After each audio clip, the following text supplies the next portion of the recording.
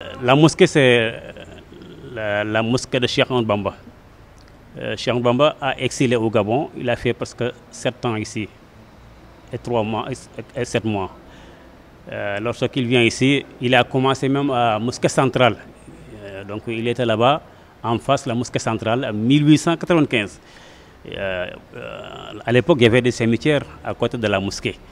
Donc les colonialistes, ils viennent souvent lui donner 50 francs par mois. C'est-à-dire, c'est les passions.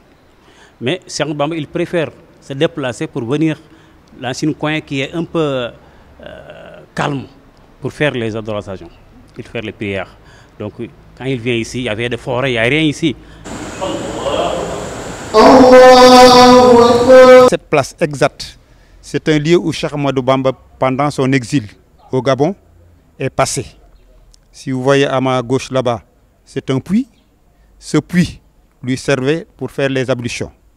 Ici, il était sous, disons, avec les colonisateurs, avec des gens qui le surveillaient tout le temps. Ces gens, pour lui faire du mal, se permettaient de boire l'alcool en sa présence, de faire des actes gênants comme c'est écrit ici. Après, vous allez filmer ça, c'est un tableau. Ça, ce que vous voyez en haut, là, ce sont les écrits de Cheikh Ahmadou Bamba lui-même, qui a été transcrit en français. Donc ça vous permettra pour le profane de savoir exactement ce qu'il a vécu en ce lieu.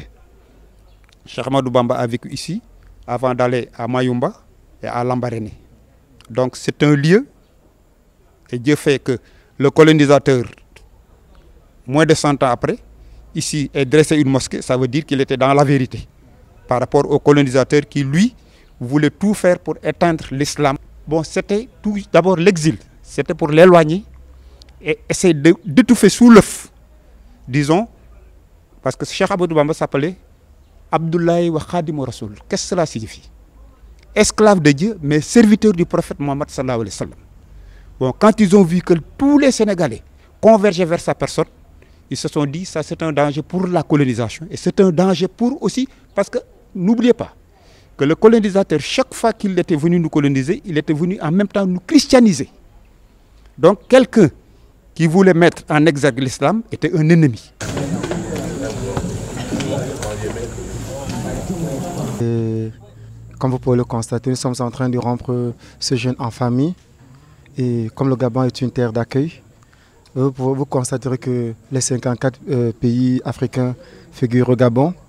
Et la mosquée Cheikh Ahmadou Bamba, depuis des années, a lancé une initiative qui permet à tout le monde, sans exception, à tout musulman et aux non-musulmans de se retrouver à l'heure de rompre le jeûne à la mosquée afin de partager ce repas en commun, de rompre le jeûne en famille, quoi.